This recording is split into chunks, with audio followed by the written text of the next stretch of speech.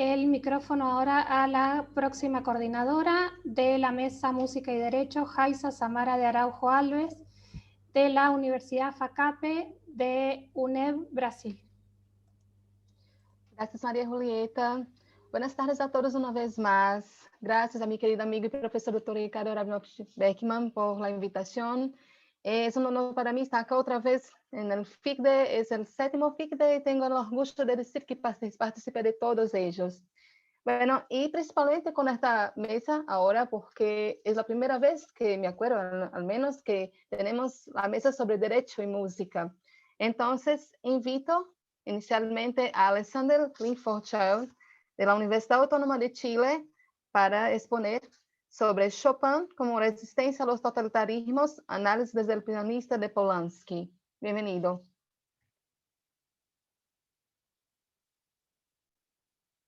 Alexander. Obrigado, Yaisa. Doctor Ricardo, un gusto como siempre y muy agradecido por generar estos espacios. Es mi primera exposición en un FICDER. No sé qué va a salir de esto, pero veamos. Bueno, yo voy a hablar sobre Chopin como resistencia a los totalitarismos, un análisis desde El pianista de Polanski. El pianista de Polanski es una película del año 2012, que fue dirigida por Roman Polanski y Adrian Brody como su actor principal. La idea de esta película era adaptar las memorias de un músico polaco de origen judío, Władysław Szpilman, y mencionar o hablar cómo sobrevivió el Holocausto y la ocupación de Varsovia. Se obtuvo muchos premios, Oscar, específicamente 3, pero nos falta un protagonista. ¿Por qué? Porque dentro de la banda sonora de El pianista encontramos solamente 2 canciones que no son de Chopin. Entonces, voy a comenzar con esta exposición. Do sostenido menor. El 29 de septiembre de 1939 las tropas nazis ingresan a Varsovia, a su paso acarrean muerte, sangre y desesperanza. El totalitarismo del Tercer Reich ingresa en la vida de sus habitantes para dominarla o simplemente para quitársela. Pero el show debe continuar. En la radio nacional polaca, Władysław Szpilman interpreta el nocturno B-49 en do sostenido menor de Frédéric Chopin, acarreando el primer acto de resistencia al no dejar de tocar aun cuando los bombardeos despedazan el edificio que acoge la radio y al intérprete. Chopin se impone al caos, las cuerdas vibran más que el desastre. ¿No sería esta la primera vez que el célebre músico es parte de las resistencias contra aquellos que esperan que pienses y vivas como ellos? Ya que el recuerdo de Chopin fue uno de los símbolos de la resistencia polaca de las veces en que han estado privados de su independencia, la cual fue retomada recién, el año 1918, después de firmado el armisticio de Compiègne, la cual fue nuevamente perdida el año de la ocupación nazi de Varsovia. El amor de Chopin por Polonia era conocido. Su identificación llegaba a tal punto que el obituario publicado el día de su muerte en Francia rezaba: miembro de la familia de Varsovia por nacionalidad, polaco por corazón y ciudadano del mundo por su talento. Asimismo, el pueblo polaco ha sido un colectivo extraordinario que con su trágica historia ejerció un peculiar e innegable fascinación sobre Chopin. No se podía resistir el pianista situado en medio de Varsovia, sino que con Chopin.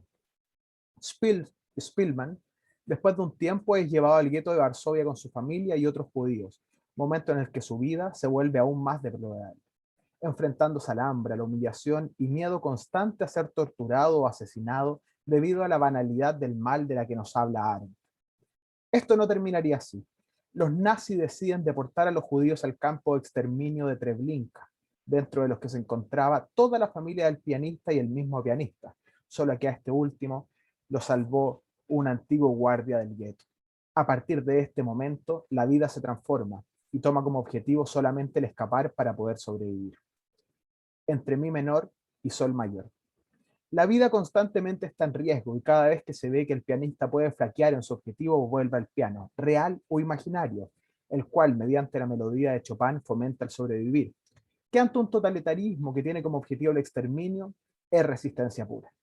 Szpilman, después de volver al gueto y tras haberse salvado de los campos de exterminio a los que fue enviado su familia, comienza a colaborar en el ingreso de 2 pistolas para poder combatir en contra de los nazis que tenían el dominio. Cuando están cerca de pillarlo, decide escapar.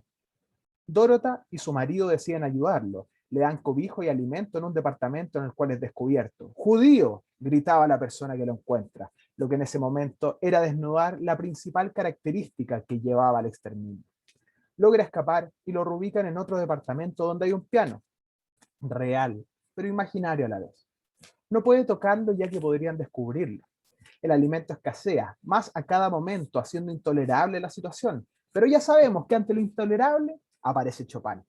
Y fingiendo que toca el piano, en su mente suenan las notas de la gran polonesa brillante, evocando así lo que solo Frédéric podría causar en un polaco. Una sensación de rebeldía y combate, atravesada también por su clásica melancolía que generaba el recuerdo de la libertad y por tanto esperanza, tal como cuando Sísifo veía las cumbres de los árboles. La evolución de la problemática sigue en franco deterioro.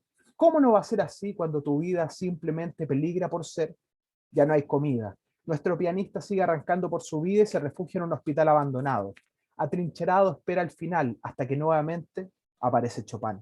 Sin un piano y por tanto con una imposibilidad de materializar la vibración de una cuerda, Spielmann se abstrae de la muerte y libera su mente imaginando que toca la balada número 1 en sol menor. Aún con hambre, con frío, desasiado y hermanado con la muerte, el gran maestro polaco aparece como espacio de liberación mediante esta balada. Balad, traducido al español, significa paseo. ¿A dónde habrá ido a pasear Spielmann en ese breve momento de abstracción? ¿Dónde habrá llevado a Frédéric al pianista? El solo hecho de lograr ese breve espacio de libertad sigue siendo resistencia a las mentes producidas en masa, cada cual igual a la anterior, que espera lograr el totalitarismo. Las ruinas ya son absolutas. Los nazis todo lo destruyeron y el pianista continúa con la porfía de sobrevivir. Logra ingresar a una casa, encuentra un tarro grande de comida y al intentar abrirlo debido al ruido, es descubierto por el oficial alemán Wilhelm Hosenfeld, lo que podría haber representado su fin. Sol menor. Hosenfeld le pregunta quién es, qué hace allí y a qué se dedica. Ante lo cual Spielmann le contesta que es, o más bien, era pianista. El alemán le pide con un gesto que lo siga y lo lleva a un piano, dando paso a una de las escenas más emotivas de la historia del cine. Nuestro pianista se sienta frente al piano, mira sus manos debilitadas, reposa una sobre la otra y comienza a interpretar un nuevo paseo propuesto por Chopin. Esta vez no se trataba solamente de entregar espacios de libertad mental al protagonista, sino que también de llevar a pasear por sus lagunas de humanidad a aquel oficial nazi que era parte del órgano dominador. Balada número 1 en sol mayor es el nombre de este nuevo paseo que interpreta con dificultad, pero maestría debido a su estado de supervivencia. Spielmann, con la característica propia de la obra de ser dramática y gigante y teniendo un final de octavas decrecientes. Esta obra maestra de Chopin se publicó en Leipzig el año 1836 y en ella se pueden distinguir dos partes claras, un sereno lirismo y uno de trazos vigorosos. Es violenta y bella a la vez. Es una respuesta clara a la situación que ha vivido el pianista. Schumann describe esta composición como una de las composiciones más salvajes e inusuales de Chopin, teniendo sin duda la fuerza necesaria para conmover el corazón de Hosenfeld, el cual sabríamos después que fue un oficial que salvó a muchos judíos del exterminio, por lo que podríamos decir efectivamente lo dicho por Schumann se aplica a Hosenfeld. Se veía salvaje, pero era inusual. El verdadero Spielmann escribiría en su libro autobiográfico: Hosenfeld fue el único ser humano con uniforme alemán que yo conocí, visión que obtuvo después de que este oficial, tras escuchar su interpretación de Chopin, le permitiera perfeccionar su escondite, le dio comida, y estaba esta envuelta en periódicos que indicaban que el fin del Tercer Reich estaba cerca. Homenaje necesario a Hosenfeld hago en este momento, del cual podemos conocer la visión que tuvo el régimen nacional socialista mediante cartas en las que se pregunta: ¿será que el diablo ha tomado forma humana? No lo dudo. Así también en su diario de vida escribía: nos hemos llenado de vergüenza inexpugnable, de una maldición imborrable. Volviendo al do sostenido menor y cumpliendo la fantasía. Cae el nazismo, Spielmann vuelve a la Radio Nacional Polaca y se ve como ahora, sin bombardeos de por medio, y con una inmensa emoción logra terminar el nocturno de Chopin que había sido detenido por los bombardeos algunos años antes. Efectivamente se había resistido con Chopin y por Chopin. La cultura polaca seguía vigente, aun cuando habían tratado de exterminarla, y el pianista judío volvía a interpretar a este genio musical que se comprometió a nunca dejar solo a los polacos. La gran polonesa brillante vuelve a ser tal. Durante la última escena podemos ver que el pianista la interpreta, ahora no en un piano imaginario, sino que como un símbolo de victoria, en un piano real, todo adornado y ante un cúmulo de gente. Es sin duda brillante. El pianista lo logró. Chopin lo logró. Sobrevivieron al exterminio. Uno siguió con vida y el otro en la cultura propia de un país que intentó ser borrada por el régimen totalitario. Las palabras de Franz Liszt sobre Frédéric se hacían más presentes que nunca, ya que sin duda cada nota de Chopin es un diamante que cayó del cielo. Muchas gracias. Gracias, Cristian, y gracias por cumplir todo el tiempo. Bueno, ahora invito a Ariel Pancine, Buenos Aires, Argentina, para presentarse.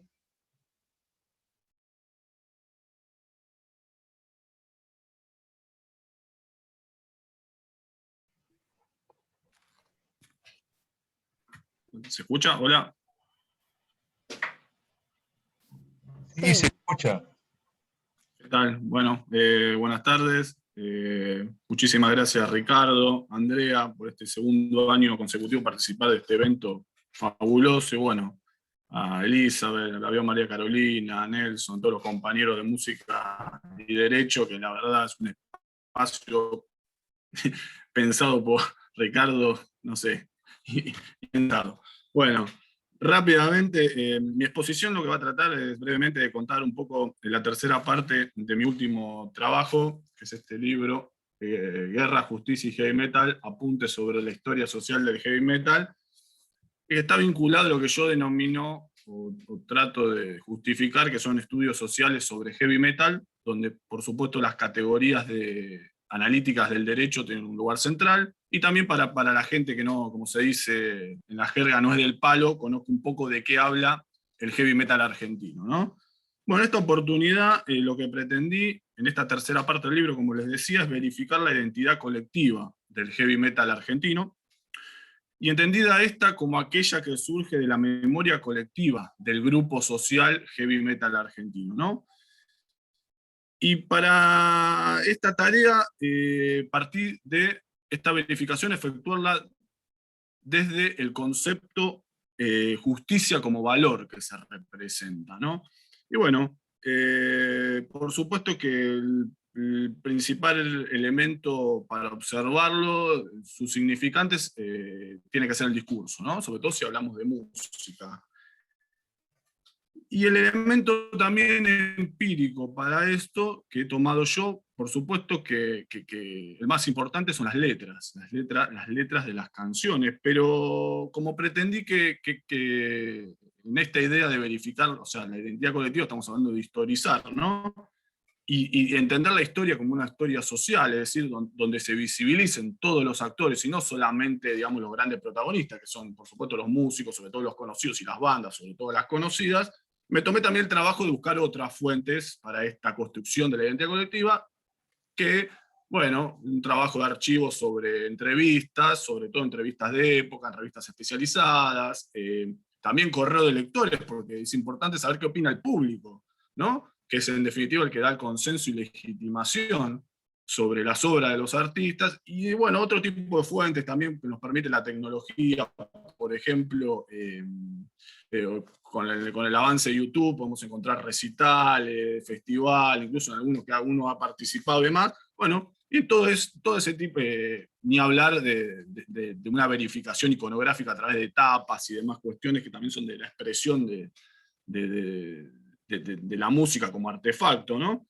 Y bueno, en toda esa articulación, en todo ese análisis que abarcó el periodo 1982, 2015, 1982, porque digamos se toma el barro 82 en el heavy metal argentino, la presentación de B8 en barro 82, y puse 2015 como un parámetro coherente para poder historizar. Igualmente puede también representar un poco la actualidad, aunque habría que haber algunos elementos actuales distintos. Y en toda esa articulación, la conclusión es que, bueno, la identidad del metal argentino se representa en la idea de justicia social, ¿no? Y en líneas generales definida a partir de la denuncia contra la injusticia social, mejor dicho, ¿no? ¿Y cuál ¿Cuáles son estas injusticias sociales que denuncia el heavy metal argentino? Bueno, sin lugar a dudas, y teniéndose en cuenta el sistema dominante, ¿no? Regimentado por las reglas del capitalismo, donde de antemano ya partimos de una desigualdad social, ¿no? Esta idea a veces de igualdad jurídica que encubre las desigualdades sociales, la entiende como aquella que se reproduce en todos los ámbitos de la vida social, ¿no? La injusticia social. Y básicamente significan lo que sería la precarización de la clase trabajadora argentina. Esto es lo que marca el discurso del heavy metal argentino, digamos, hegemónico y más visible. Ahora, dicho de otro modo, ¿no? La identidad colectiva representada por el valor justicia del discurso, ¿no? Del heavy metal argentino, sin lugar a dudas, estamos hablando de lo que serían las luchas y demandas de los sectores populares, entendido en un sentido amplio y, bueno, y siempre desde una perspectiva de los intereses de la clase trabajadora argentina, reitero, partiendo de un sistema capitalista, ¿no? Bueno, en tal sentido, esta defensa, ¿no? A estos principios de justicia que denuncia el heavy metal argentino a través de su discurso hegemónico, hace insisto, desde un recorrido sistemático de las letras y de las demás fuentes que nos ofrecen, y hago hincapié de nuevo en el correo de lectores, donde uno observa desde el año 82 hasta la fecha, hoy por hoy quizás ese correo de lectores está suplido por el avance de la tecnología, ¿no? También cómo se manifiesta el público. Estamos en condición de afirmar de que se abordan múltiples categorías del derecho dentro de esta denuncia que hace el heavy metal argentino en forma sistemática. Y bueno, por supuesto que creo que los derechos laborales quizás es la primera línea argumentativa, ¿no? que se evidencia, y en particular también cuestiones vinculadas a los derechos del debido proceso, las garantías judiciales, porque bueno, al visibilizarse, ¿no? Muchas de las injusticias sociales por lo general están relacionadas a la criminalización de la protesta social. Esto también es bastante marcado en el discurso del heavy metal argentino. Pero también, y esto insisto, no es un tema aislado de un disco de una banda. Esto se da en la mayoría de bandas, en la mayoría de los discos y en la mayoría de los temas. Pero también encontramos otros derechos, y también en forma reiterada. Por ejemplo, derecho a la niñez, derecho, por supuesto, a la vida, a la libertad, incluso derechos sindicales, al bienestar social, previsionales a las personas de la tercera edad.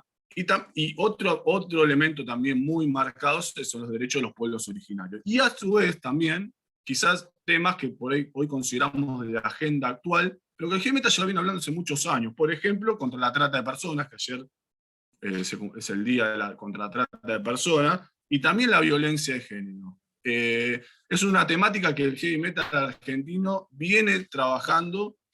Yo siempre pienso que los artistas son como docentes, ¿no? Que generando conciencia en su público, ¿no? de estas cuestiones que son centrales hoy de los derechos humanos. Y todo esto también lo podemos analizar, ese discurso, o por lo menos yo lo pude verificar, a través de lo que considero otras categorías moderadoras surgidas del derecho, ¿no? Y en particular los principios éticos de los derechos humanos, ¿no? Es un poco amplio, yo lo trato de trabajar bastante en el libro, pero como fuente, o sea, los derechos humanos como fuente referencial de la dignidad humana, ¿no? Y también los principios de la democracia. Se ven muchos principios de la democracia bien arraigados en el discurso del heavy metal argentino. Y también la tolerancia como moderador, ¿no? Un poco también de no anular al otro en ese proceso discursivo que tiene el metal argentino. Y agrego algo más, que también lo verifiqué de esta categoría en particular y en el discurso, que es un concepto que por lo menos yo estudié a través del profesor Gargarella, que es el derecho de resistencia, ¿no? Cómo también el metal interpreta ese derecho de resistencia, antes, por supuesto, la redundancia, contra la injusticia social. Esto se deja mucho ver en el metal argentino. Bueno, esto, como explicaba, es un desarrollo sistemático podría estar todo el día hablando de letras que justifican, o sea, el dato empírico que justifica este breve marco teórico que en el presenté el trabajo, pero si en el tiempo que me queda, si se me permite, me gustaría recitar dos letras en particular. Una es Grito de Pilagá, es un tema del año 96 del disco Justicia y Resistencia de Malón, que esto es muy importante porque Malón visibilizaba en el año 96 la causa, la masacre de los Pilagá, que creo que estuvo hasta el año 2005 prácticamente invisibilizada en la historia argentina. Bueno, lo recito. Fuimos de aquí los primeros, somos de aquí naturales, nos han robado hasta el cielo, nos aniquilan con hambre, nos remataron el suelo, nos preservan como lastres, echaron a nuestros dioses, cambiaron vida por muerte, como volver atrás, como volver a empezar. Perros de corazón negro, falsos dadores de nada, enterraron mi cultura, justificando barbarie, nos vendieron un progreso, que cada día es más lejano, exterminaron el árbol, ahora la tierra está seca, como volver atrás, como volver a empezar. La gente de ayer amaba la tierra, hoy ve con dolor que muere su esencia, como volver atrás. Se rasgan las vestiduras por los derechos del hombre. Perdón, Ariel. ¿Ariel? Sí. Sí, se acabó el tiempo. Bueno, básicamente quería solamente recitar una letra como para tener una idea, pero esto, bueno, como decía, esto es un desarrollo sistemático sobre cada categoría del derecho que queramos encontrar en la letra del metal argentino, lo vamos a visibilizar y en esta perspectiva que comenté. Bueno, muchas gracias.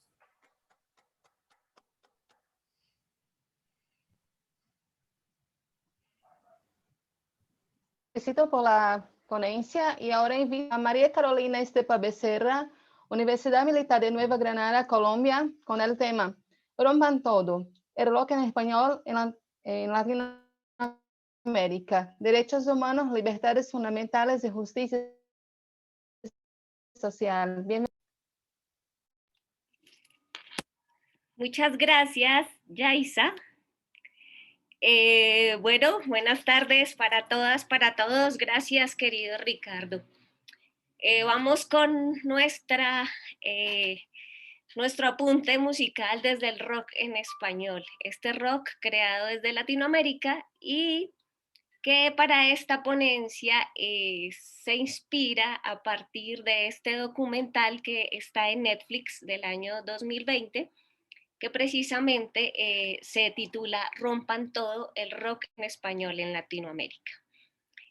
Siguiendo la ola en la que venimos en la música y muy conectada con Ariel sobre todo, voy a dar paso a esta ponencia con esta introducción en un párrafo que hace alusión a una canción de Los Prisioneros, esta banda chilena, y que se llama Latinoamérica es un pueblo al sur de Estados Unidos.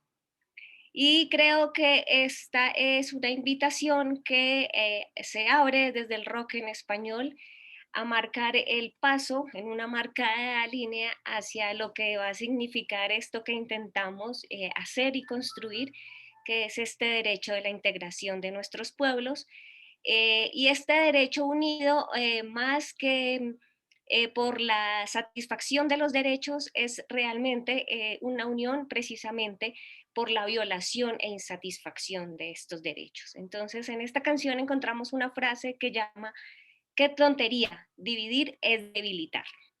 Y eso es lo que han hecho con los muros, y que la música y con sus canciones va a intentar romper estos muros y de construir estas falsas, estas ficciones jurídicas, como lo hemos dicho en el día de hoy, que no nos dejan evolucionar. Entonces, ¿qué nos dice Los Prisioneros? Somos un pueblito tan simpático que todos nos ayudan si se trata de un conflicto armado. Pero esa misma cantidad de oro la podrían dar para encontrar la solución definitiva al hambre. Latinoamérica es grande, debe aprender a decidir. Y hoy estamos en esa posición, en aprender a unirnos y aprender a decidir.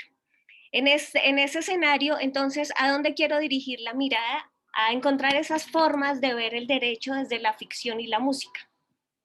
Pero para poder encontrar esa unión, tenemos que encontrar también a la historia de nuestros pueblos y a estas realidades sociopolíticas que se van a contar desde estos 50 años, en donde nos dice este documental que se ha creado el rock en nuestro idioma, el rock en español.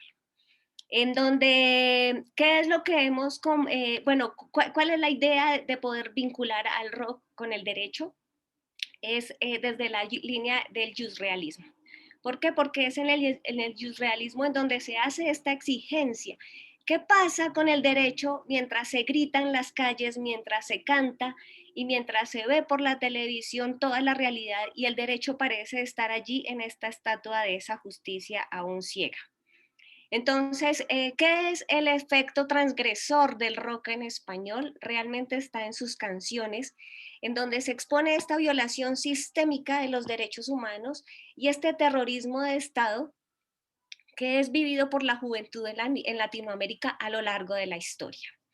Así es que este rock en nuestro idioma nos va a lanzar desde las bandas, en las bandas de rock que se fortalecen realmente desde la Argentina, desde Chile, desde México y con una menor dimensión en Colombia, en Perú y en los otros países de Latinoamérica, pero realmente estas son las primeras bandas que van a incorporar sin miedo las problemáticas sociales de la época. La música ya no se escucha, no se utiliza para escuchar nomás y para danzar, para bailar, para emborracharse, sino que aquí ahora exige una reflexión. Y hay algo maravilloso en el rock y es que ya no se necesita parejo. Se puede manifestar, brincar, saltar, gritar, bailar y romper, claro que sí, pero romper la cabeza en estas ideas y no necesitamos un parejo. Entonces, esto es lo más liberador, por lo menos para las mujeres en este enfoque, desde el rock en español. Romper el miedo y mostrar esta problemática social. Lo peor es que la problemática sigue vigente y también sigue vigente la impunidad y también muchos que quieren decir, que dicen o que piensan que el rock ha muerto, pero no, el rock está vivo porque está vivo en nosotras, en las personas que crecimos con el rock, que nos educamos con el rock, que nos unimos a este baile de los que sobran, con esto que llamamos educación y con los que disfrutan de esto que llamamos jugar a estudiar.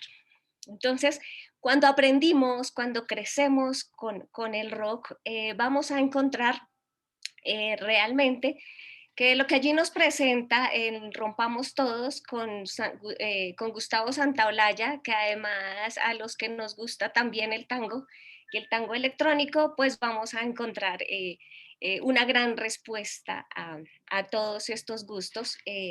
Así, Gustavo Santaolalla en la dirección, en la producción, en la dirección de Picta Larico y con guionistas como Nicolás Entel y Nicolás Welburt, se va a marcar esta historia compartida latinoamericana de represión política y resistencia que a través de la música los pueblos colonizados empezamos a compartir gritando al unísono los abusos, la represión y la discriminación. Desde la frontera de México con los Estados Unidos hasta el extremo austral chileno-argentino, vamos a unirnos cantando desde los años 70, 80, pero sobre todo en los 90, preguntándonos desde esta preadolescencia por la desigualdad, por el hambre, por los desaparecidos, por los migrantes, por la invasión de las tierras y por todo el desgaste ambiental. Y sobre todo vamos a empezar a preguntarnos con Andrés Calamaro, ¿para qué sirven las guerras? Además, estamos obligados a preguntarnos ahora en este momento en dónde está el derecho, en dónde están sus ficciones de igualdad, de justicia y libertad. ¿Y qué sucede ante su silencio? ¿Y qué pasa en estos vacíos, en estas brechas que se van quedando mientras suceden los hechos y llegan las condenas? Así, el rock es un efecto transgresor en el derecho, en los derechos y en América Latina. Esta es una música que tiene fuerza porque une a las personas en un solo sentir, sin límites y sin fronteras, atravesando el viento sin documentos. Este rock reúne a una generación que reflexiona sobre derechos y libertades, cuestionándonos el por qué son necesarios los papeles, por qué el derecho nos llena de papelitos. En ese límite diferenciador, en ese límite que hace diferentes a los humanos, creando a personas irregulares, a ese clandestino, al migrante, al oprimido que no tiene derecho a ser turista y que no tiene derecho a viajar, porque el ser ilegal está marcado desde su nacionalidad. En la personalización del delito, donde el delincuente pasa a ser identificado según el estado de donde proviene, donde se le expone al peligro y se produce este daño, donde el Estado mismo lleva al exilio y obliga al refugio. Así, el rock, a través de su música, impacta al cuerpo, al alma, al espíritu, a los deseos y a las frustraciones que hacen que en ese encuentro similar reúna ideas y denuncien los abusos estatales, muestra las desigualdades sociales e indaga sobre los derechos civiles y políticos en esa búsqueda de libertades fundamentales con ese fin que inspira la música y la libertad, una convivencia en armonía, sin abusadores, para poder vivir en paz y amor en un ejercicio de libre albedrío. Este rock que surge a mediados del siglo XX llega a nuestro territorio en músicas cantadas y expresadas en inglés, en donde la traducción, en donde sus primeras muestras se dan en esa traducción de las letras extranjeras, hasta que los mexicanos, en ese recordado baile que tal vez acompañó a muchos de ustedes y a muchos de nuestros padres en sus fiestas, recordándose en la bamba. Ese son jarocho veracruzano que se reconoce como ese punto de partida para el nuevo rock en nuestro idioma. Sin embargo, serán ellos mismos, nuestros padres, en la familia, los primeros opresores a ser parte de los que van a satanizar el espacio en donde se va a votar el rocker español. Tal vez porque ellos se asustaban, porque ya entendían partes de sus letras, pero sobre todo porque no les escuchaban. Perdón, María Carolina, su tiempo está acabando. Sí, ya, voy cerrando, porque quizás no les gustaba escuchar a sus hijos diciendo: no quiero una vida normal, quiero seguir mi vocación, será la música mi techo y mi comida. O al gritar: sexo vendo, sexo compro, sexo arriendo, sexo, sexo, sexo. Sin embargo, no les asustaba de la misma manera. manera. María Carolina, perdón, el tiempo ya se fue. Matar y reprimir. Así es que el rock es una invitación a pensar, a seguir viviendo y a seguir en esta reflexión de la vida. Vean el documental. Gracias, Yaisa.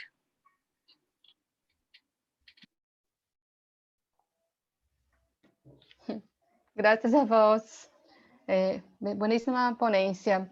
Universidad Nacional de Lomas de Zamora con la ponencia Zarzuela, Genio, Figura y Derecho de España. Bienvenida. Muchas gracias, Jaisa. Gracias, Ricardo, por este evento nuevamente. Bueno, yo les cambio diametralmente la música. Los invito a hablar un poco de zarzuela. La zarzuela es un género vivo que refleja de forma teatral y divertida muchos aspectos de la vida española, como conjunto de todo lo español, principalmente de sus personajes, fiestas, costumbres, anécdotas y literatura. Pero también, y sin lugar a dudas, muestra qué le pasa y qué siente la sociedad española. La acción en la mayoría de estas obras se desarrolla en la calle, que es el símbolo del pueblo, porque el protagonista de la zarzuela es el pueblo. Brevemente, podemos describirla como una pieza escénica de fuerte estilo español. Utiliza elementos folclóricos típicos, como jotas, pasodobles, boleros y seguidillas, entre otros. También es imprescindible que los cantantes tengan conocimiento teatral, ya que en la mayor parte de estas obras hay una gran cantidad de diálogos en los cuales se entremezclan los movimientos de danzas, las arias y los coros. En algunas ocasiones, las zarzuelas muestran sucesos históricos, en otras enmarcan momentos políticos y sociales propios de su época. Es así como podemos encontrar síntomas de rebelión social en sus argumentos, una lucha de clases que es tratada, según algunas obras, desde diferentes perspectivas, a veces en forma seria y otras en forma irónica, en contraste con otras donde los relatos son de conflictos sentimentales en todas sus formas. También se pueden observar las diferencias sociales y hasta el trato y el lugar que ocupa la mujer. El hecho de ser llamado género chico no es por su diferencia marcada con la complejidad del drama y la música de las grandes óperas, sino por su corta duración, el cual fue hecho adrede para bajar los costos de las entradas del público, quienes por diferentes crisis económicas no podían pagar la entrada a los grandes espectáculos. Dentro de las grandes zarzuelas que hay, yo elegí analizar una y sobre todo un solo tema porque no me iba a dar el tiempo. Se puede considerar que La Gran Vía como una de las mayores obras y de las de mayor trascendencia y difusión de este género. Sus compositores fueron Federico Chueca Robles, Joaquín Valverde Durán y el libretista Felipe Pérez y González. Fue estrenada el 2 de junio de 1886 en el Teatro Felipe de Madrid. Y es precisamente al analizar esta obra en donde toma relevancia lo que dice Marcia Citrón. La música, entre muchas otras cosas, sirve para construir y definir lo masculino, lo femenino y la sexualidad. Hoy, más que nunca, nos damos cuenta de la necesidad que tenemos de estudiar a las mujeres como objeto y sujeto histórico, así como el papel que ha tenido el género en la historia y en la historiografía, y en la creación y modificación de derechos. Y es justamente a través de la música y de esta pieza en donde podemos avanzar un poco más en este estudio. Muy brevemente, podemos decir que esta zarzuela, compuesta por cinco cuadros, relata todo lo que acontece con la inauguración de la Gran Vía y todas las modificaciones que trae a nivel social. Pero lo importante es la caracterización de los personajes femeninos. Para iniciar, cabe destacar que ninguno de los personajes femeninos es protagonista. De hecho, las participaciones no son de gran importancia dentro del desarrollo general de la obra. Tampoco ninguno de ellos parece ser económicamente autosuficiente. En consecuencia, lo que se puede observar es una total subordinación a la figura masculina, su total falta de independencia y, desde ya, de derechos. Los personajes femeninos más relevantes son Menegilda. Menegilda representa a todas aquellas mujeres que lucharon y tuvieron que adaptarse a situaciones muy complicadas para poder sobrevivir. La solución que encontró es la de trabajar en el servicio doméstico en las casas de la burguesía de Madrid. Realizar este tipo de tareas, que socialmente están relacionadas al ámbito femenino, es su modo de supervivencia. Pero a su vez es sometida a la degradación social por la vulgaridad de sus obligaciones. Es interesante observar que las empleadas domésticas son seleccionadas por la esposa y dueña de la casa, doña Virtudes. Es decir, el sistema patriarcal genera un modo de opresión que está basado en criterios de clase, ya que empodera de manera ilusoria a aquellas que disfrutan de una posición económica y social superior para que ejerzan consciente o inconscientemente una labor de represión sobre sus iguales, para así perpetuar una posición de privilegio y descargar un poco su frustración. Menegilda debe soportar los continuos recortes que doña Virtudes realiza a su salario. No tiene ninguna ley que la proteja, ni que la ampare. Tampoco tiene a quién recurrir para que la defienda, y mucho menos tiene un tribunal de servicio doméstico en donde poder reclamar. En consecuencia, trata de sacar beneficios por otro lado, evadiendo lo más posible sus tareas y responsabilidades. Pero sus transgresiones no terminan ahí. También seduce a los hombres de la casa, cualquiera sea su edad. Ella misma lo dice. Yo no sé qué pasó, que mi ama a la calle me echó, pero al darme el señorito, la cartilla y el parné, me dice por lo bajo, te espero en Eslava tomando café. La antipatía que siente doña Virtudes hacia Menegilda no es solamente porque incumple con sus tareas, sino porque se ve amenazada en el plano afectivo y también en el familiar. Hay que destacar la gran carga sexual y sensual y también cautivadora que posee el personaje de Menegilda, que va acompañado de un número musical que tiene una gran carga seductora y además, en comparación con otros tramos de la obra, se nota su mayor complejidad. Doña Virtudes es la antítesis de Menegilda, prevenida, desconfiada y controladora. El conflicto entre las dos personajes se puede percibir tanto en lo teatral, lo textual y lo musical. Si escuchamos con atención, su discurso no es más ni menos que un alegato en contra de las criadas que se aprovechan de la bondad de sus amas, que no cumplen con sus obligaciones y que quebrantan todos los límites de la decencia. Para este personaje, Menegilda representa un virus que debe ser eliminado para evitar que otras sirvientas se comporten de la misma manera. En estos dos personajes se puede ver la personificación de lo que Pilar Ramos López plantea sobre la dualidad de la escenificación tradicional del personaje femenino, desde la femme fatale a la guardiana del hogar y la familia. Pero no podemos limitar solamente el papel de Doña Virtudes a la gestión del hogar y al cuidado de sus hijos. Ella también representa algo sumamente importante en la época en la cual se desarrolla la zarzuela, y es el matrimonio. Este nuevo rol supone la máxima representación del concepto del amor vigente durante este periodo. También es cierto que muchas de estas uniones eran un medio para alcanzar el tan buscado reconocimiento social, o uniones forzadas por las familias para poder tener una mejor posición económica. Desde este punto de vista, es comprensible que la animosidad que Doña Virtudes tiene hacia Menegilda sea motivada por el miedo a perder el afecto del que algún día fue destinataria, o el poco respeto que aún se le tiene. Fuera de su casa, de educar a sus hijos, de mantener todo en orden, nada tiene. Si llegara a perder eso, nada le queda. Una vez más, vemos cómo la mujer queda totalmente sometida al hombre y a ese pequeño reino que es su hogar. La obra musical de Doña Virtudes tiene un tono melódico bastante parecido al de Menegilda, pero el efecto que produce en el espectador es totalmente distinto. Queda claro que el objetivo de Doña Virtudes es ridiculizar a Menegilda, y lo hace a través de la parodia. La finalidad de este mecanismo responde a lo que Pilar López sintetiza de la siguiente manera. Dependiendo de quién, cómo, con qué música y dónde se cante un texto, puede adquirir significados muy diferentes. Y el tercer personaje más importante dentro de esta obra es Doña Sinceridad. Ella tiene la particularidad que su participación es exclusivamente hablada, no canta, solamente declama. Es tratada con condescendencia y diría que hasta con compasión por dos personajes masculinos que son el paciente y el caballero. Doña Sinceridad representa a todas aquellas mujeres dedicadas abnegadamente al cuidado de la familia. No hace nada más que eso. Específicamente, su labor consiste en atender a sus yernos, los que son totalmente infantilizados durante la obra y retratados como niños, mediando en sus constantes disputas.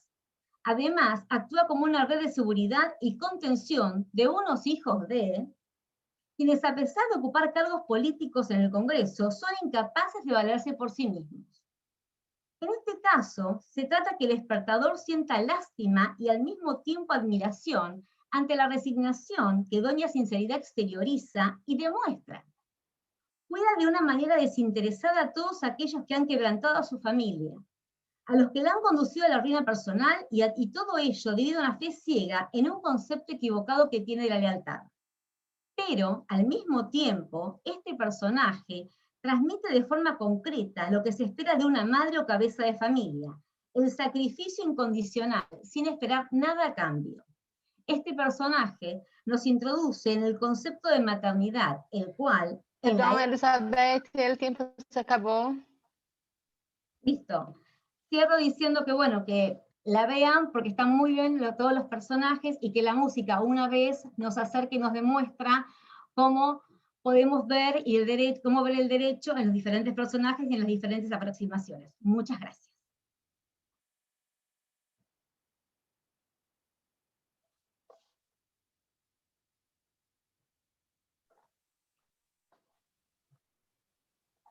Muchísimas gracias.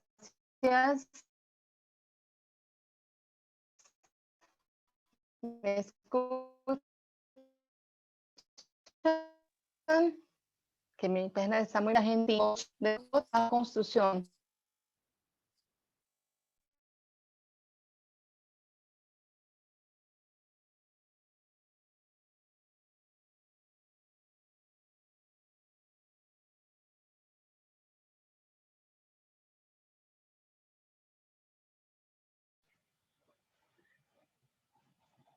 Aparentemente ha tenido algún problema de conexión Yaisa, así que presento a nuestra queridísima amiga Irene Massimino de Argentina, que nos va a deleitar ahora con la música en Camboya, de Pol Pot a la reconstrucción. 10 minutos para usted, querida amiga Irene. Adelante.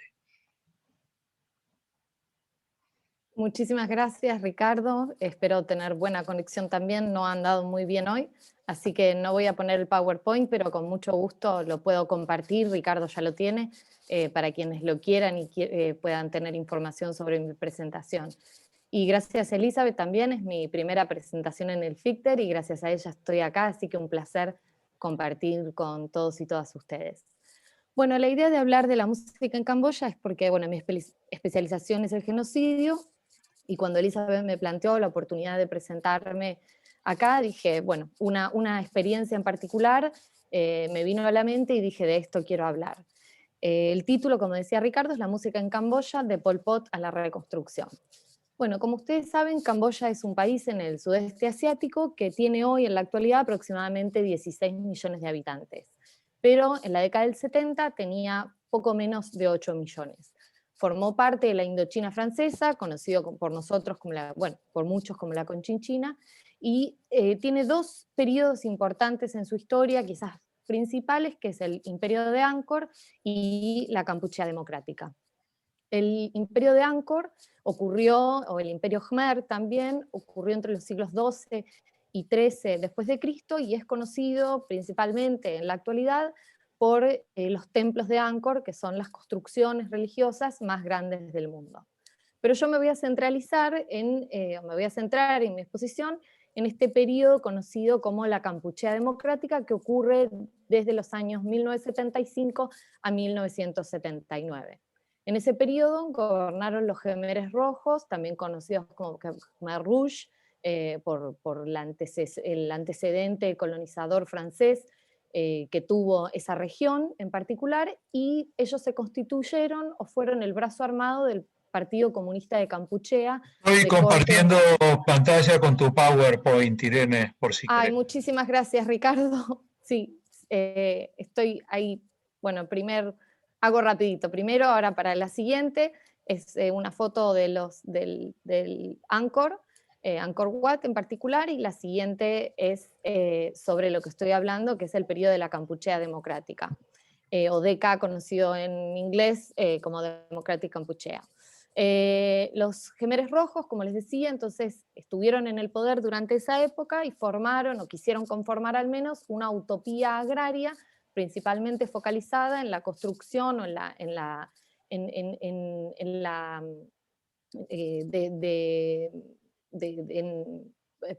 la construcción, sino en la formación de campos de arroz que cultivaban para cumplir con una cuota anual, siendo eso su único sustento económico. Ese sustento económico de una utopía agraria produce el vaciamiento de las ciudades, siendo Phnom Penh, por ejemplo, vaciada en muy pocos días con la excusa de los bombardeos de los Estados Unidos que efectivamente estaban ocurriendo en la zona y ocurrieron en Camboya a principios de los 70, donde se tiraron más de 500.000 de toneladas de explosivos. También, no voy a hablar de eso ahora, pero hay un contexto nacional, lógicamente internacional, que es lo que hace ascender a el Khmer Rouge o los Khmeres Rojos al poder en Camboya. Estos Khmeres Rojos tenían como finalidad abolir todas las clases sociales, las religiones, las profesiones, los lazos familiares y los nombres propios. Muchos de ellos eran conocidos como Hermano II, como por ejemplo Dedach, o Hermano III, quienes detentaban principalmente el poder, pero dentro de los distintos campos de trabajo forzoso también no tenían nombres propios, sino este tipo de sobrenombres. Abolieron la moneda, los bancos y todo tipo de representaciones culturales, entre ellas la música, que es a la que me voy a referir. Allí comienza el año cero para Camboya, según Pol Pot, el principal exponente de la Kampuchea Democrática. El genocidio que tuvo lugar en aquel tiempo produjo alrededor de 1,5 millones a 1,7 millones, hablan hasta 3 millones de muertos por ejecuciones, hambrunas, enfermedades y trabajo forzoso excesivo. Ese genocidio fue reconocido en el año 2018 por las Cortes Extraordinarias de Camboya, que los condenaron a los principales exponentes, 3 en realidad, por el genocidio de los grupos étnicos vietnamitas y musulmanes.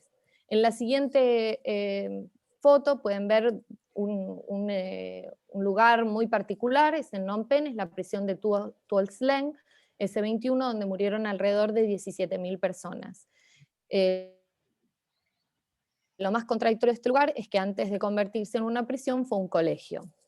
En la siguiente foto pueden ver el memorial de Chuon, perdonen la pronunciación, pero de Choen Ek, donde también murieron miles de personas y fueron sometidas a torturas. Pero dentro de todo este contexto de genocidio hay una figura muy interesante que está en la siguiente foto, que llamó mi atención en particular porque está muy relacionado con la música, que es el tema que trato hoy. Y ese es An Chon Pon, cuya historia está plasmada en el libro de Patricia McCormick, que ustedes pueden ver ahí, que se llama Never Fall Down.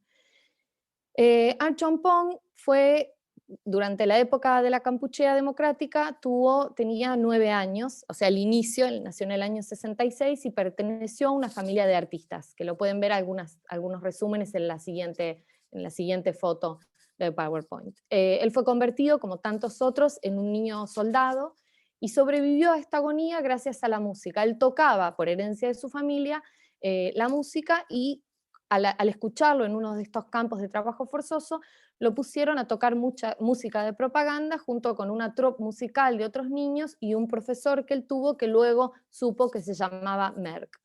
Él logra escapar, ni bien ya finalizaba este periodo, Vietnam invade y él, junto a mucha otra gente, logra escapar a Tailandia y encuentra refugio y asistencia humanitaria donde, bueno, tantos otros camboyanos, ¿no?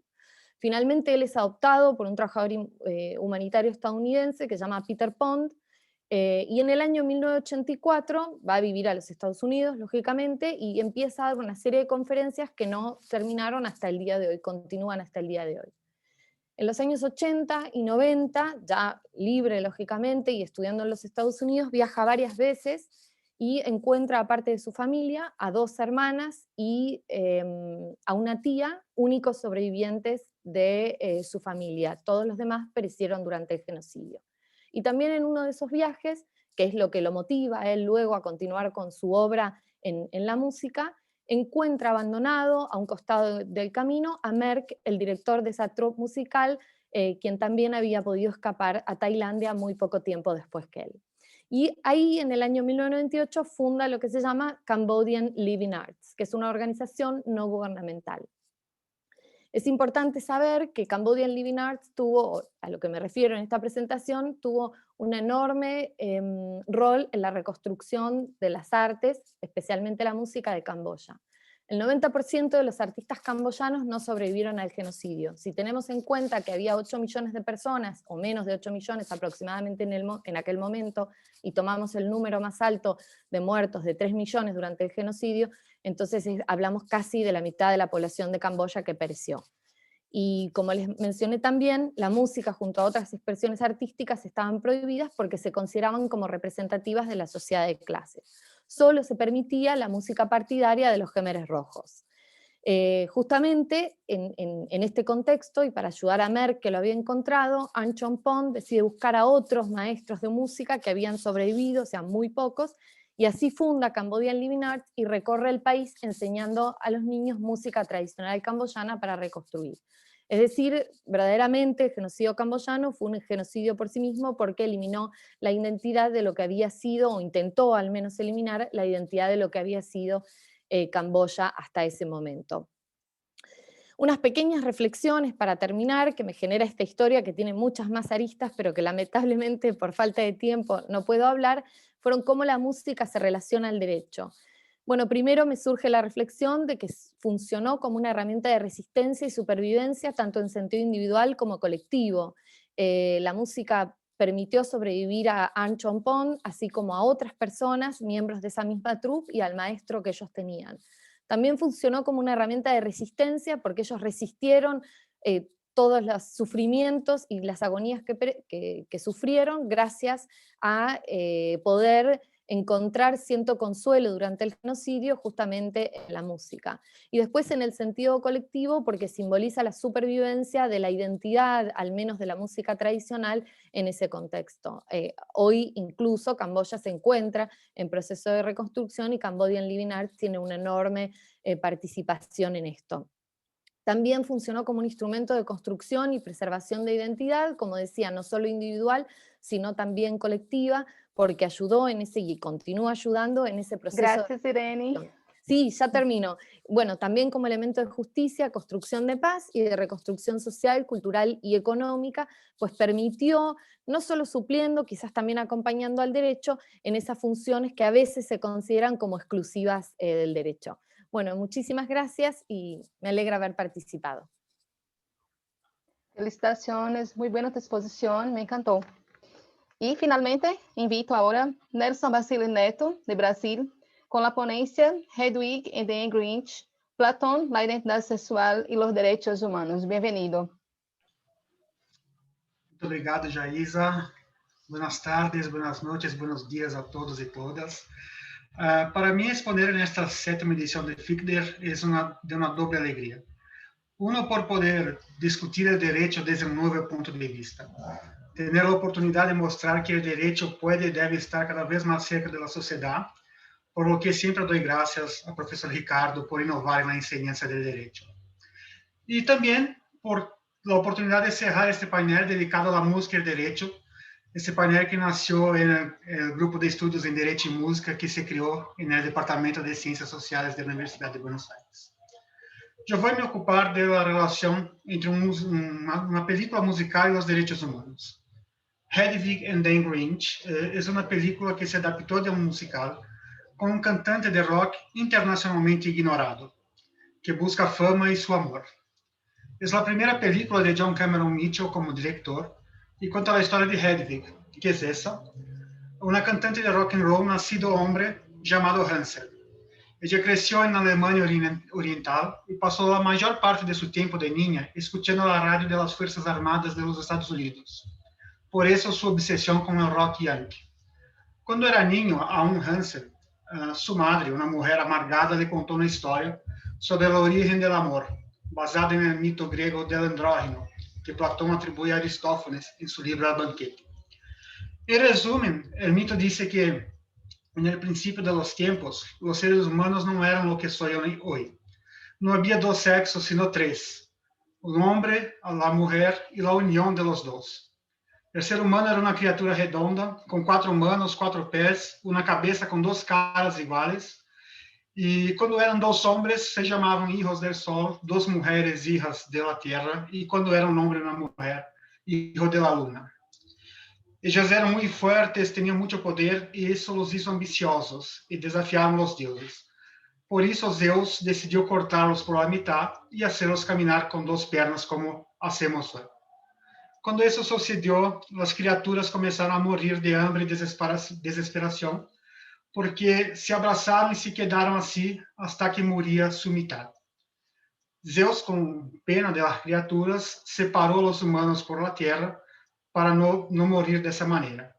Con el tiempo, los humanos se olvidaron de lo que había sucedido y solo se dan cuenta cuando se reúnen a su alma gemela, que era su mitad original.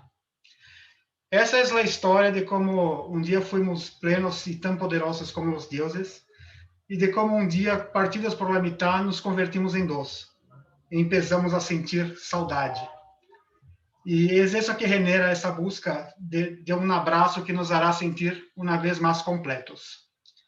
O sentimento de encontrar a outra mitad era o amor, que deu origem à canção Origin of Love, quizás a mais representativa desse musical.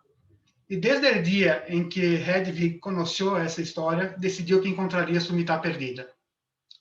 Em uma ocasião, Hedwig, todavia Hansel, conhece a Luther, um soldado estadunidense que se enamora de ele e lhe propõe levá-lo aos Estados Unidos. Pero para que se suceda o matrimônio, Hansel teria que submeter-se a uma cirurgia de cambio de sexo. Persuadido por sua madre, ela aceita assumir sua nova identidade, deixando A Little Something Behind, que é a música que conta como Hansel se tornou Hedwig. Pero después de llegar a los Estados Unidos, Hedwig fue abandonada por Luther y siguió haciendo todo tipo de trabajo hasta que, trabajando como babysitter, conoce a Tommy, que es hijo de militares, a quien Hedwig enseña todo sobre rock, filosofía, mitología y terminan por enamorarse. Al enterarse de la historia transexual de Hedwig, Tommy la abandona y, usando las letras que escribieron juntos y el conocimiento que Hedwig le dio, él se convierte en Tommy Gnosis, una famosa estrella de rock. Hedwig se une a un otro compañero, pero cree que Tommy es su mitad, la mitad de Platón. Y así Hedwig pasa a seguir a Tommy por todo el país. Mientras Tommy llena los estadios para conciertos, Hedwig and the Angry Inch, que es su banda, actúa en pequeños bares cerca, buscando acercarse de Tommy, que es el amor de su vida, y ser reconocida por él. Al final, yo les doy un spoiler, Tommy reconoce a Hedwig como el autor de sus canciones y reconoce su habilidad para unificar las partes rotas de las personas. Hedwig es una película sobre diversas violaciones de los derechos humanos en el contexto de las enseñanzas de Platón. Pero yo voy a abordar las violaciones de los derechos humanos sexuales y de identidad que sufrió Hedwig, como muchos otros sufren. Es cierto que la violación de la identidad sexual es una clara violación de los derechos humanos, ya que no se respeta la individualidad del ser humano. A veces, incluso, los que deberían ayudar en esa comprensión, como maestros, como el gobierno, fallan severamente, creando prejuicios que necesitamos terminar. Son prejuicios que se propagan como bromas, pero que en realidad son solo ignorancia y estupidez. Yo voy a evitar tratar de conceptos más amplios, porque lo que se plantea es la cuestión de la identidad sexual delante de Hedwig and the Grinch. Así, recordamos que el transexual quiere adaptar su cuerpo a su mente. Quirúrgicamente, podemos cambiar nuestro cuerpo, como hizo Hedwig, pero un cambio sin preparar la mente puede conducir a problemas psicológicos muy fuertes, como pasa en la película. Incluso muchos tribunales requieren un periodo de transición para que una persona esté absolutamente segura de su decisión para no sufrir esas consecuencias que Hedwig sufrió. Desde los 50, algunos países autorizan el cambio de sexo, pero en los 60 en Argentina tenemos ejemplos de un médico que fue condenado por el delito de lesiones. Lo mismo ocurrió en Brasil en los 70, cuando un médico fue denunciado por lesiones corporales graves. O sea, hace muy poco uno no podía cambiar su sexo. Lo mismo pasaba con el matrimonio entre personas del mismo sexo, que hoy es legal, lo que haría innecesaria la cirugía porque pasó Hedwig, pero no se puede olvidar de todos esos casos. Lo necesario decir es que una cirugía de cambio de sexo es similar a una cirugía plástica, donde uno desea un cuerpo diferente, ya que su cuerpo le causa sufrimiento. Pero la cirugía plástica no genera el mismo repudio que genera la cirugía de cambio de sexo. O sea, el único problema es el prejuicio. Otra cuestión que genera mucha discusión es si la persona puede hacer lo que quiera con su cuerpo o si hay comportamientos que deben ser prohibidos. Pues, ¿cuál es el límite de la cirugía plástica? ¿Cuál es el límite para sentirse bien consigo mismo? ¿El Estado puede prohibir intervenciones directas en su cuerpo? ¿Cómo se puede permitir que se done un riñón, por ejemplo, pero se prohíbe el cambio de sexo? Son temas que hay que discutirse de manera abierta. Volviendo a la película, Hansel además necesitaba de nuevos documentos que le permitieran casar en Alemania, y así él asume el papel de su madre Hedwig. Ella usa su pasaporte con una nueva foto para ser documentada como mujer. Hoy en día es muy fácil la identificación de documentos falsificados, por eso no es posible que lo haga hoy. Por eso que muchos de los transexuales terminan sin tener su dignidad garantizada al guardar en sus documentos sus nombres y fotos originales. Hay mucho que se discutir también porque hay situaciones absurdas, como tener en sus documentos que es transexual, o tener la información sexual en blanco, o tantas otras. Ya vimos por la historia encarcelamiento de hombres en cárceles de mujeres, o lo contrario. Y eso antes que nada, hacer que la persona que se convirtió en mujer o que se convirtió en hombre, pero sigue con los documentos viejos, sufra una violación muy grave de sus derechos. Se cría como si fuera una raza inferior. Así, ya partindo al cierre, Hedwig é uma película forte, como suele ser as películas alternativas, que plantea de forma actual questões de filosofia clássica como as traídas em El Banquete de Platão, demonstrando o mito del andrógeno, especialmente desde o ponto de vista da búsqueda del amor, se o amor heterossexual, amor homossexual, tal como os seres originários buscaram suas mitades. John Cameron Mitchell traz muitas questões de violações de direito à identidade, direito ao amor, direito a apresentar-se como se entende, proibição do matrimônio em pessoas do mesmo sexo, e também o sofrimento que atravessam as pessoas para abandonar zonas de conflito, já que Hansel se converteu em Hedwig, además de seu amor, por a oportunidade de abandonar a Alemanha e dirigir-se aos Estados Unidos. Então, ao final, o que temos, já que o tempo é curto, é a necessidade de respeitar a todos os direitos humanos e de todos os humanos. Quienes sean, hagan lo que hagan, les gusta lo que les gusta. Não é permitido someter nadie a uma suposta normalidade criada por uma sociedade opressiva, que entende que tem a única verdade. Recomendo a todos que vejam a película. Muchas gracias uma vez mais.